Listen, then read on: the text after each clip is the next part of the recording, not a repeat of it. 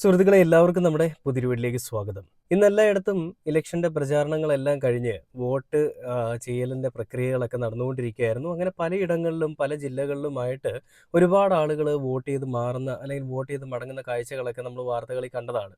അപ്പോൾ അത്തരത്തിൽ ഇന്ന് ഒരുപാട് സെലിബ്രിറ്റീസ് നമുക്കറിയാം എല്ലാ തവണയും ഇലക്ഷന്റെ സമയത്ത് ഒരുപാട് സെലിബ്രിറ്റീസിന്റെ കൂടെ പോയിട്ട് അവരുടെ ബൈറ്റ്സ് എടുക്കുന്ന മാധ്യമങ്ങളെ നമുക്കറിയാം. അപ്പോൾ ആ സമയങ്ങളിലെല്ലാം മിക്കപ്പോഴും നമ്മൾ കാണുന്ന മുഖം ഒന്ന് മമ്മൂക്ക, മറ്റൊന്ന് ലാലേട്ടൻ, പിന്നീട് ആസിഫ് അലി, പിന്നീട് വിജയ് സേതുപതി, പിന്നെ വിനായകൻ, ഇങ്ങനെ കുറച്ച് ആളുകളെ പർട്ടിക്കുലർലി അവരിങ്ങനെ വാച്ച് ചെയ്തുകൊണ്ട് തന്നെ അവരിൽ നിന്ന് എന്ത് കിട്ടുമെന്നറിയാനായിട്ട് ചോദ്യങ്ങളുമായിട്ട് നിൽക്കുന്ന കാഴ്ചകളൊക്കെ നമ്മൾ കാണാറുണ്ട്. അപ്പോൾ അത്തരത്തിൽ ഇന്നത്തെ ഇലക്ഷൻ്റെ ആ ഒരു വോട്ടിടിയലിന് ശേഷം മമ്മൂക്ക പുറത്തേക്ക് വരുമ്പോൾ മമ്മൂക്ക പറയുന്നതും ലാലേട്ടൻ പറയുന്നതും പിന്നീട് വിനായകൻ, ആസിഫ് അലി, ഇങ്ങനെയുള്ള ഒരുപാട് ആളുകൾ പറയുന്ന കുറച്ച് കാര്യങ്ങൾ നിങ്ങളിലേക്ക് കൂടി എത്തിക്കാൻ വേണ്ടിയിട്ടാണ് ഞാൻ ഈ വീഡിയോയിൽ വന്നിരിക്കുന്നത്. എന്താണ് സംഭവം എന്ന് വെച്ച് കഴിഞ്ഞാൽ നമുക്കറിയാം, വോട്ട് ചെയ്തതിന് ശേഷം വിനായകൻ ഈ ഇടതുപക്ഷത്തിനെ പറ്റി പറയുന്നൊരു കാര്യമുണ്ട്.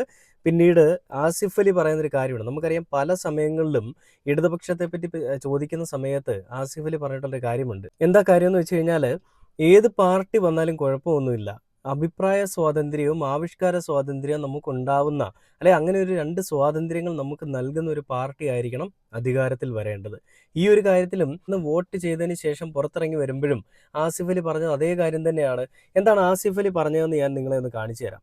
അത് കണ്ടിട്ട് നമുക്ക് എന്തായാലും ബാക്കി വീഡിയോയിലേക്ക് പോകാം. അതിനുശേഷം വിനായകൻ എന്തായിരുന്നു പറയാനുള്ളതെന്നുള്ളതും നമുക്ക് കേട്ടു നോക്കാം. അപ്പോൾ നേരെ ആസിഫ് അലി എന്താണ് പറഞ്ഞതെന്നുള്ള വീഡിയോയിലേക്ക് പോയിട്ട് ബാക്കി വീഡിയോയിലേക്ക് വരാം. എല്ലാവരും നിർബന്ധമായിട്ടും വോട്ട് ചെയ്യണം. എനിക്ക് തോന്നുന്നു ഇന്ന് രാവിലെ പോളിംഗ് ശതമാനം കുറച്ച് കുറവായിരുന്നു. പക്ഷെ ഇന്നിപ്പോ ഈ സമയമൊക്കെ ആയപ്പോഴത്തേക്ക് എല്ലാവരും എത്തി തുടങ്ങിയിട്ടുണ്ട്. പോളിംഗ് വളരെ സ്ട്രോങ് ആയിക്കൊണ്ടിരിക്കുന്നുണ്ട്. എപ്പോഴും പറയുന്ന പോലെ വോട്ട് ചെയ്തതിന് ശേഷം മാത്രമാണ് ഇനി അഭിപ്രായം പറയാനുള്ള സ്വാതന്ത്ര്യം നമുക്കുള്ളൂ.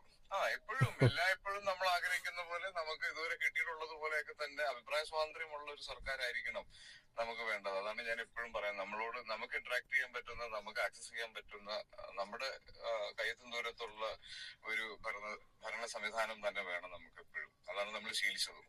ഇപ്പം ഏറ്റവും കൂടുതൽ എനിക്ക് തോന്നുന്നത് സോഷ്യൽ മീഡിയയിലൂടെയാണ് ആളുകൾ ഏറ്റവും കൂടുതൽ കാര്യങ്ങൾ കമ്മ്യൂണിക്കേറ്റ് ചെയ്യുന്നത്. അപ്പൊ അത് നമ്മൾ ശീലിച്ചതെല്ലാം തന്നെ ഏറ്റവും ടെക്നോളജി അഡ്വാൻസ്ഡ് ആയിട്ടുള്ള ആളുകളായിട്ട് ഏറ്റവും കൂടുതൽ നേരിട്ട് കണ്ട് അഭിപ്രായങ്ങൾ അറിയിക്കുകയും പറയുകയും ചെയ്യുന്ന ഒരു കാലം മാറി. ഇപ്പൊ എനിക്ക് തോന്നുന്നു കുറെ കൂടെയൊക്കെ സോഷ്യൽ മീഡിയ അല്ലെങ്കിൽ ടെക്നോളജി അഡ്വാൻസ്ഡ് ആയതുകൊണ്ട് തന്നെ ആളുകൾക്ക് നേരിട്ട് ഇന്ററാക്ട് ചെയ്യാനുള്ള അവസരങ്ങളുണ്ട്. അപ്പൊ അതെല്ലാം ഉപയോഗിക്കാൻ പറ്റുന്ന, ആളുകൾക്ക് എല്ലാ സൗകര്യങ്ങളും ഒരുക്കി കൊടുക്കാൻ പറ്റുന്ന ഒരു സംവിധാനം.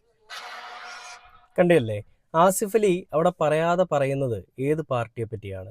നമുക്കിപ്പോൾ കിട്ടുന്ന അതേ കാര്യങ്ങൾ ഇനിയും കിട്ടിയാൽ മതി. ഇപ്പം കിട്ടുന്ന അതേ സ്വാതന്ത്ര്യം ഇനിയും മുന്നോട്ടും ഉണ്ടാവണം, അല്ലെങ്കിൽ ആ സ്വാതന്ത്ര്യം തരുന്നത് പോലത്തെ ഒരു സർക്കാർ ഉണ്ടാവണം.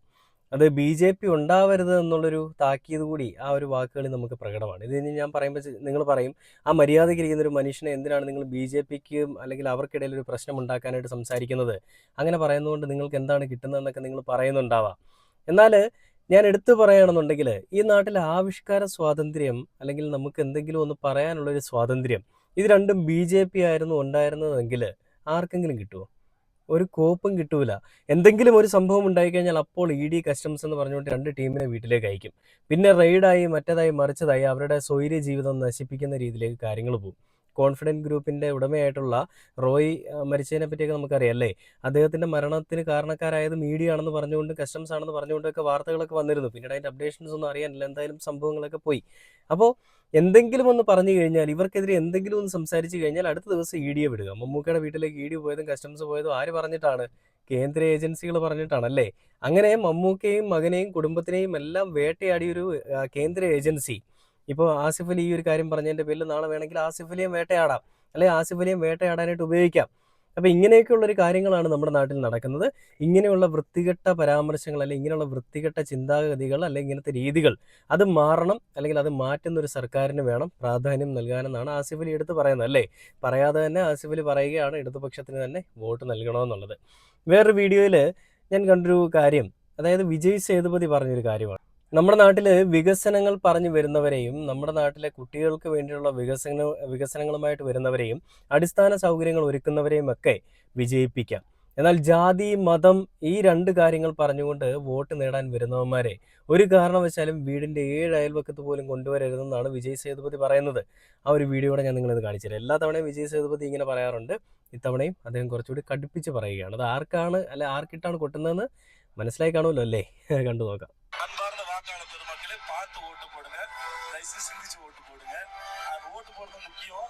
எப்பயுமே வாங்க, நம்ம ஊர்ல ஒரு பிரச்சனை, நம்ம காலேஜ்ல ஒரு பிரச்சனை, நம்ம நண்பனுக்கு ஒரு பிரச்சனை, இல்ல நம்ம ஸ்டேட்டுக்கு ஒரு பிரச்சனை, அவங்க கூட சேருங்க. நம்ம ஜாதிக்கு ஒரு பிரச்சனை, நமக்கு மதத்துக்கு ஒரு பிரச்சனை சொல்றவங்க கூட சேராதீங்க. அவன் சொல்றவன் அத்தனை பேரும் நம்மளை தூண்டி விட்டுட்டு அவன் வீட்டுல பாதுகாப்போட போலீஸ் സത്യം. இருப்பான். நம்ம தான் மாட்டிப்போம். தயவு செஞ்சு புரிஞ்சுக்கோங்க. வாக்காளர் பெருமக்களே, ஜாகிரதை. I love you all. I love you. I love you so much. அன்பார்ந்த வாக்காளர் കണ്ടില്ലേ, വോട്ട് ചെയ്യുന്നതിന് മുൻപ് അയാൾ പറഞ്ഞ വാക്കുകളാണ്. നമ്മുടെ നാട്ടിലൊരു പ്രശ്നം, നമ്മുടെ കുട്ടികൾക്കൊരു പ്രശ്നം, നമ്മുടെ സ്കൂളുകൾക്കൊരു പ്രശ്നം, അങ്ങനെയുള്ള അടിസ്ഥാന പ്രശ്നങ്ങളിൽ ഇടപെടുന്ന ആളുകൾക്ക് വോട്ട് നൽകൂ. ജാതിയും മതവും പറഞ്ഞു വരുന്ന ആളുകൾക്ക് വോട്ട് ചെയ്ത് കഴിഞ്ഞാൽ നാളെ അവർ പോലീസുകാരുമൊക്കെ ആയിട്ട് അടിച്ചു പൊളിച്ച് അവരുടെ വീടുകളിലിരിക്കും. അവരുടെ പിന്നാലെ പോയിട്ടുള്ള അല്ലെ എന്തെങ്കിലും പ്രശ്നത്തിൽ പെട്ട് കഴിഞ്ഞാൽ നമ്മൾ മാത്രം ആ പ്രശ്നത്തിലെല്ലാം കുറ്റവാളികളാകുമെന്നുള്ളതാണ് എടുത്തു പറയുന്നത്. ഈ നാട്ടിൽ ജാതിയും മതവും പറഞ്ഞുകൊണ്ട് അട്ടിപ്പേർ അവകാശവും പേര് നടക്കുന്ന അല്ല അട്ടിപ്പേർ അവകാശം എടുക്കാനായിട്ട് നടക്കുന്ന ആളുകൾ ആരാണ്? സംഘികളാണല്ലേ. അതായത് ഹിന്ദുക്കളുടെ അട്ടിപ്പേർ അവകാശം ഞങ്ങൾക്കാണ് എന്ന് പറഞ്ഞുകൊണ്ട് നടക്കുന്ന ഒരു ടീംസാണ് സംഘികളുടെ ടീംസ്. അതിൽ ക്രിസംഗി, മുസംഗി, ഹിസംഗി എല്ലാ സംഘികളും വരും. ഉന്നത കുലജാതന്മാരുടെ ഒരു കാറ്റഗറിയാണ് ഞങ്ങൾ ഈ പറയുന്ന സംഘികളെന്നാണ് ചിലവന്മാർ വിചാരിക്കുന്നത്. അതുകൊണ്ട് തന്നെയും പല രീതിയിലുള്ള പരാമർശങ്ങളും പല രീതിയിലുള്ള പ്രസ്താവനകളുമായിട്ട് ഇവന്മാർ രംഗത്തേക്ക് വരുന്നുണ്ട്. നമ്മളെല്ലാവരും കണ്ടിട്ടുള്ളതാണല്ലേ. അപ്പോൾ ഇതിൽ വിനായകൻ പറഞ്ഞൊരു കാര്യം കൂടിയുണ്ട്. വിനായകൻ്റെ ഒരു വാക്കുകൾ ഇവിടെ ഏറെ പ്രസക്തമാണ്. എന്താണ് വിനായകൻ പറഞ്ഞതെന്ന് വെച്ച് കഴിഞ്ഞാൽ, നമുക്ക് സ്വാതന്ത്ര്യം വേണം. ഇടതുപക്ഷ സർക്കാർ തരുന്ന ആ സ്വാതന്ത്ര്യം, അതിനുവേണ്ടി ഇടതുപക്ഷ സർക്കാർ തന്നെ വേണം, അല്ലെങ്കിൽ മറ്റവന്മാരൊക്കെ വന്നു കഴിഞ്ഞാൽ കുട്ടിച്ചോറാക്കുമെന്നാണ് വിനായകൻ പറയുന്നത്. ആ ഒരു വീഡിയോ ഞാൻ കാണിച്ചു തരാം. വിനായകൻ വോട്ട് ചെയ്യാൻ വേണ്ടി പോയിരിക്കുന്നൊരു കാഴ്ചയാണ് കാണുന്നത്.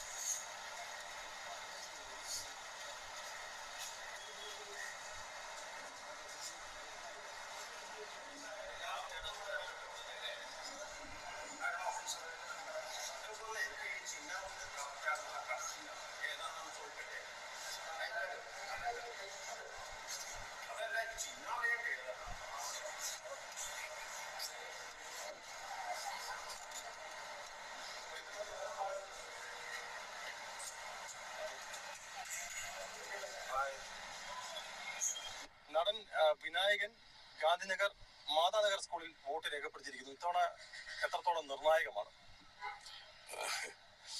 ഇതാണ് ഏറ്റവും നിർണായകം. സിറ്റുവേഷൻ ഭയങ്കര പ്രശ്നമാണ് സ്റ്റേറ്റില്. LDF ഇല്ലാതെ ഒരു പണി നടക്കൂല, അല്ലെങ്കിൽ നാട് നശിച്ചു പോകും. ഇത്ര പറയാനോട് ഇതിനു. ഓക്കെ, നിങ്ങൾ എന്നെ കൊല്ലാൻ വരല്ലേ, ദൈവത്തോർത്ത് ഞാൻ എങ്ങനെയും ജീവിച്ചോട്ടെ. പക്ഷെ ഇത് ഭയങ്കര നിർണായകമാണ്. LDF മാത്രമേ ഉള്ളൂ. LDF ഇല്ലാതെ ഈ ലോകം ഉണ്ടാവില്ല, ഈ നാട് ഉണ്ടാവില്ല. I'm telling you sure. I'm drunk but I'm telling you, without LDF പറ്റില്ല കേരളത്തിന്. അല്ലെങ്കിൽ ഈ നാട് കത്തിച്ചു കളയും പല ആൾക്കാരും. അതാണ് പ്ലീസ് നമ്മൾ വീട്ടിൽ. കണ്ടില്ലേ, വിനായകൻ പറയുന്നത് ഞാൻ വെള്ളം അടിച്ചിട്ടുണ്ട് എന്നുള്ള രീതിയിലാണ് പറയുന്നതെന്നാണ് ഞാൻ മനസ്സിലാക്കുന്നത്. എന്നെ നിങ്ങൾ കൊല്ലരുത്. പക്ഷേ LDF ഇല്ലാതെ ഈ നാട്ടിൽ ഒന്നും നടക്കില്ല. LDF ഇല്ലെങ്കിൽ പല ആളുകളും കേരളം കത്തിച്ചിട്ട് പോകും. ഈ നാട്ടിൽ LDF വേണം എന്നാണ് വിനായകൻ പറയുന്നത്. ഒരു കാട്ടിൽ ഒരു സിംഹമുണ്ട്. ഒരു കാടായാൽ അവിടെ ഒരു രാജാവ് ഉണ്ടാവും. ആ രാജാവ് ആ കാടിൻ്റെ സിംഹമായിരിക്കും. ആ സിംഹം അവിടെ ഉള്ളിടത്തോളം കാലം മറ്റുള്ള ഒരുത്തനും അവിടേക്ക് കയറാനോ അവിടെ കയറി റോൾ ഇറക്കാനോ സാധിക്കത്തില്ല. അത്തരത്തിലൊരു സിംഹം തന്നെയാണ് നമ്മുടെ കേരളത്തിലെ LDF അല്ലെങ്കിൽ ഇടതുപക്ഷം എന്ന് പറയുന്നത്. ഞാൻ പിണറായി വിജയൻ എന്നൊന്നും ഞാൻ പറയുന്നില്ല. പിണറായി വിജയൻ ഉള്ളത് കൊണ്ടാണെന്നോ, പിണറായി വിജയൻ്റെ കൂട്ടത്തിലുള്ള ആളുകൾ വി ശിവൻകുട്ടി ഉള്ളത് കൊണ്ടാണെന്നോ, അല്ലെങ്കിൽ മറ്റുള്ള ഗോവിന്ദൻ മാഷോ അവരൊക്കെ ഉള്ളത് കൊണ്ടാണെന്നൊന്നും ഞാൻ പറയുന്നില്ല. ഇടതുപക്ഷം അല്ലെങ്കിൽ കമ്മ്യൂണിസം നല്ല രീതിയിൽ നമ്മുടെ കേരളത്തിൽ വേരോടിയിരിക്കുന്നത് കൊണ്ട് തന്നെയാണ്, അല്ലെങ്കിൽ കമ്മ്യൂണിസം നല്ല രീതിയിൽ തന്നെ നമ്മുടെ കേരളത്തിൽ നടപ്പിലാക്കി വരുന്നത് കൊണ്ട് തന്നെയാണ് പല ആളുകൾക്കും ഇവിടെ ഇറങ്ങി റോള് കളിക്കാൻ പറ്റാത്തത്. അങ്ങനെ റോള് കളിക്കുകയാണെന്നുണ്ടെങ്കിൽ ഇവന്മാർ ഈ കേരളം എന്നെ നശിപ്പിച്ചേനെ. ഗുജറാത്ത്, UP പോലെയുള്ള സ്ഥലങ്ങൾ പോലെ കേരളത്തിനെ ആക്കി മാറ്റിയേനെ. BJPയിലുള്ള പല ആളുകളുടെയും ആഗ്രഹം, പല നേതാക്കന്മാരുടെ ആഗ്രഹം, പല അണികളുടെയും ആഗ്രഹം ഇവിടം ഗുജറാത്ത് പോലെ ആക്കണമെന്നാണ്. എന്താണ് ഗുജറാത്തിലെ മാതൃകയാക്കാനായിട്ട് ഇവർ ഉദ്ദേശിക്കുന്നത്? എന്താണ്? ഒരു പെൺകുട്ടിയെ പീഡിപ്പിച്ചു കഴിഞ്ഞാൽ ആ പെൺകുട്ടി നേരിട്ട് വന്ന് മാധ്യമങ്ങളുടെയും നാട്ടുകാരുടെയും മുൻപിൽ വെച്ചിട്ട് എന്നെ അവൻ പീഡിപ്പിച്ചു എന്ന് പറഞ്ഞു കഴിഞ്ഞാൽ അവർക്കെതിരെ ആക്ഷൻ എടുക്കാതിരിക്കുന്ന ഉത്തർപ്രദേശിലെ സംഭവം പോലെ ആക്കാനാണോ നിങ്ങൾ വിചാരിക്കുന്ന കേരളവും? അല്ലെങ്കിൽ ഇവിടുത്തെ ആ ഒരു റെസ്പോൺസ്, ഇമ്മീഡിയറ്റ് റെസ്പോൺസ് എന്ന് പറയുന്നൊരു സാധനം അത് ഇല്ലാതെയാക്കുക എന്നുള്ളതാണോ നിങ്ങളുടെ ഈ UP മോഡൽ അല്ലെങ്കിൽ ഗുജറാത്ത് മോഡൽ വികസനം എന്നൊക്കെ പറയുന്നത്? എന്ത് തന്നെയാണെന്നുണ്ടെങ്കിലും നിങ്ങളുടെ ഈ രീതിയിലുള്ള വികസനത്തിന് ഈ നാട്ടിലെ മണ്ണ് അത്ര നല്ലതല്ല. അല്ല, ഈ നാട്ടിലെ മണ്ണ് അതിന് വേണ്ടിയിട്ട് ഉപയോഗിക്കാൻ പറ്റില്ല. ഈ നാട്ടിൽ ഇടതുപക്ഷം ഉള്ളത് കൊണ്ട് തന്നെയാണ് ഈ നാട്ടിലെ നിങ്ങളുടെ ഈ തെണ്ടിത്തരം അല്ലെ തന്തയ്ക്ക് പിറക്കാഴി ഒരു പരിധി വരെ ഇങ്ങോട്ടേക്ക് കടന്നു വരാത്തത്. ഇനി നാളെ LDF ഈ നാട്ടിൽ ഇല്ല എന്നുണ്ടെങ്കിൽ തുടർ ഭരണം വരുന്നത് അല്ലെങ്കിൽ ഭരണം കിട്ടാൻ പോകുന്നത് മറ്റേത് പാർട്ടിയും ആയിക്കോട്ടെ, ഇവന്മാരെല്ലാം കൂടി കാണിച്ചു കൂട്ടുന്ന പോരാട്ട നാടകങ്ങളും വൃത്തികേടുകളും എല്ലാം അത് സഹിച്ചു പോകേണ്ടി വരുന്ന നമ്മളെപ്പോലുള്ള പാവപ്പെട്ട ജനങ്ങൾ തന്നെയാണ്. ഇത് തന്നെയാണെന്നുണ്ടെങ്കിലും എല്ലാ ആളുകളുടെയും ഒരു വികാരം അവർ രേഖപ്പെടുത്തുന്നത് LDF എന്ന് പറയുന്നൊരു പാർട്ടി വിജയിക്കുമെന്നുള്ളത് തന്നെയാണ്. അങ്ങനെ വിജയിക്കുകയാണെന്നുണ്ടെങ്കിൽ അത് ജനങ്ങളുടെ വിജയമാണെന്ന് എനിക്ക് പറയാനുള്ളൂ. കാരണം ഈ നാട്ടിൽ മതം കെട്ടിപ്പിടിച്ചുകൊണ്ട് നടക്കുന്ന അല്ലെ ജാതി കെട്ടിപ്പിടിച്ചുകൊണ്ട് നടക്കുന്ന ഒരാളുണ്ട്. ആ ആളുകളാണ് സംഘപരിവാർ. UDF എന്താണ് ചെയ്യുന്നത്? കള്ളപ്പണം അല്ലെങ്കിൽ ഈ പണം എല്ലാം മുക്കുന്ന പരിപാടിയാണ് അവന്മാർ ചെയ്യുന്നത്. ഒന്നിനും തെളിവില്ല, ഒന്നും പറയാനില്ല.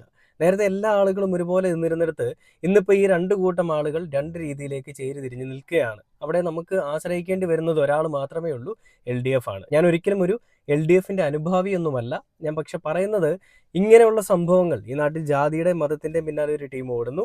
ചെയ്തു കൊടുക്കാമെന്ന് പറയുന്ന പല കാര്യങ്ങളും ചെയ്തു കൊടുക്കാതെ വെറും വാഗ്ദാനങ്ങൾ, പാഴ് വാഗ്ദാനങ്ങൾ മാത്രമാക്കിക്കൊണ്ട് നടക്കുന്ന ഒരു ടീമുണ്ട്. ആ ടീം ഈ നാട്ടിൽ കൊള്ളയടിക്കാൻ പറ്റുന്നത്രയും കൊള്ളയടിച്ച് അവരുടെ കീശ വീർപ്പിച്ചുകൊണ്ട് പോകുന്നു. ഇങ്ങനെയുള്ള കാര്യങ്ങൾക്കിടയിൽ ആശ്രയം എന്ന് പറയുന്നത്, ഞാൻ ആദ്യം പറഞ്ഞതുപോലെ തന്നെ ആശ്രയമായിട്ട് വരുന്നത് ഇടതുപക്ഷം അല്ലെങ്കിൽ കമ്മ്യൂണിസമാണ്. അങ്ങനെ വരുമ്പോൾ സാധാരണ ജനങ്ങൾ അവരെ തന്നെ ആശ്രയിക്കുകയും ചെയ്യും. എന്തായാലും വിജയം ആർക്കാണെന്നുള്ളത് നമുക്ക് മെയ് 4-ാം തീയതി അറിയാം. അതുവരെ എന്തായാലും എല്ലാവരും ഒന്ന് കാത്തിരിക്കുക. കളികളൊക്കെ എന്തൊക്കെയാണ് നടക്കാൻ പോകുന്നതെന്നുള്ളത് അതിനുശേഷവും അതിന് മുൻപോയിട്ടൊക്കെ നമുക്ക് അറിയാൻ പറ്റും എന്നൊക്കെ പറഞ്ഞുകൊണ്ട് ഈ ഒരു വീഡിയോ അവസാനിക്കുകയാണ്. വിനായകൻ പറഞ്ഞത് തന്നെയാണ് എനിക്കും പറയാനുള്ളത്. ഈ നാട്ടിൽ ഇടതുപക്ഷം ഇല്ലായിരുന്നു എന്നുണ്ടെങ്കിൽ അല്ലെങ്കിൽ ഇടതുപക്ഷം ഇല്ലാതായി കഴിഞ്ഞാൽ ഈ നാട്ടിൽ ചില ആളുകൾ തലപൊക്കി വർഗീയ വിഷം അവർ തുപ്പിക്കൊണ്ടേയിരിക്കും. അത് നമ്മുടെ ദേഹത്ത് സ്പർശിക്കാതെ അല്ല, അത് നമ്മുടെ ദേഹത്ത് വീഴാതെ ഇരിക്കട്ടെ. അതിനുവേണ്ടിയുള്ള തീരുമാനങ്ങൾ നിങ്ങൾ എല്ലാവരും എടുത്തിട്ടുണ്ടാവുമെന്ന് വിചാരിക്കുന്നു. അപ്പോൾ പുതിയൊരു വീഡിയോ ആയിട്ട് കാണുന്നവരെ ഓക്കെ.